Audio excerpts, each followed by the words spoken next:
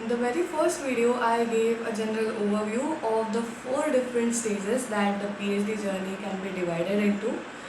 In the last video, I talked about the first stage in PhD, that is the coursework. And now in this video, I am going to share my experience when I entered into the second stage of PhD. So those who are new to this channel, hi, I am Sanika and I am pursuing PhD from Indian Institute of Science, Bangalore. I have created this YouTube channel to talk about PhD and share my experiences as I advance through the journey of PhD. So after completing the first stage in PhD, that is the coursework, now is the time to begin with actual research work. And suddenly everything changes and I'll try to tell you how it feels. So imagine that since your schooling, 10th, 12th, graduation, you are climbing up a ladder step by step. Even the coursework during PhD is another step on that ladder. But when you have to start this research work or literature survey, it seems as if someone has pulled out that ladder from under your feet and slapped it with wings. Now you are floating somewhere in the sky, absolutely clueless. Suddenly there are no bounds, no structure, no pre-decided direction, and you are completely free to fly in whichever direction you want. But are we really used to such an environment? Throughout our education, we are always told which subjects to study. The subjects, the syllabus, exams, everything is very precisely and meticulously planned. But now, we have to decide what we want to read, we have to decide how much in-depth we want to read, how much time we want to spend on that, and that too without any pressure of exams or submission deadlines. And this is something very different from the pattern of studying and learning that we are accustomed to. So since things are not predefined, you will find yourself in a situation where you don't know what to do next, you are confused, you are directionless, and such a situation generally occurs maybe after 10th or 12th when we are deciding our stream. But once we decide our stream, our target is fixed for at least a few years. But during PhD, this state of being confused, this state of being directionless can occur as frequently as daily.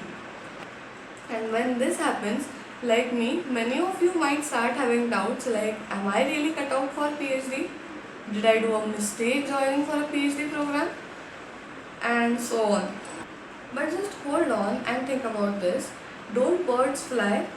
Is it such an unusual sight to see things fly? Then why do we feel uncomfortable in such a situation? Simply because we aren't used to it.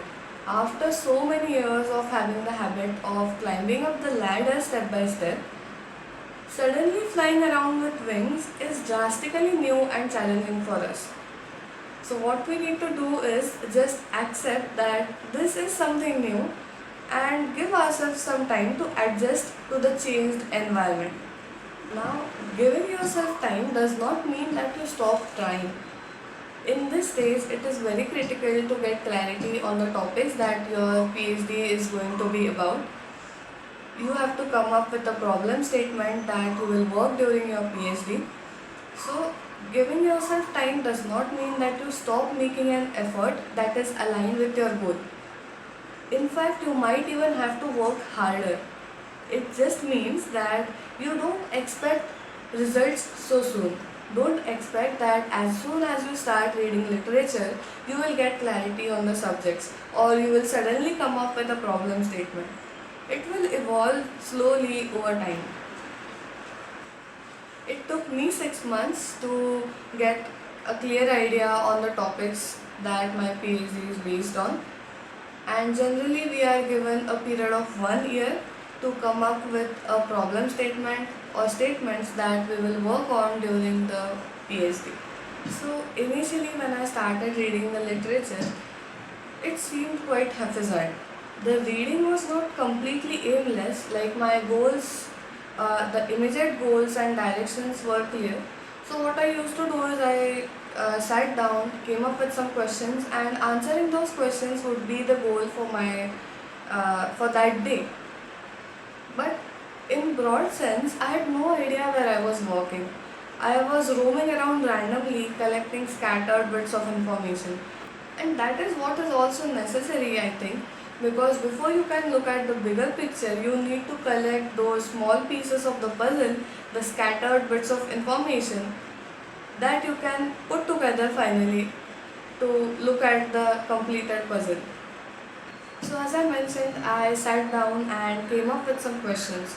Now, coming up with questions is important because only then we have the urge to find the answers. But are we used to generating questions? As soon as we see a question, our mind gets triggered to answer it. We are trained for it for a long time. But generating questions, that is new. And in PhD, we have to play a double role. We have to be the question and we have to be the answer. And this developing this habit will take some time. To come up with questions, you need to think, and to think, you need to concentrate. So, you need to develop some structure, some timetable to practice concentration. And I'll talk more about this and some other things in the next video. If you like the videos, let me know in the comments, give a thumbs up, and subscribe to my channel. Because of the workload, I haven't been able to upload videos very frequently, but I will keep uploading whenever I am able to. So, stay tuned.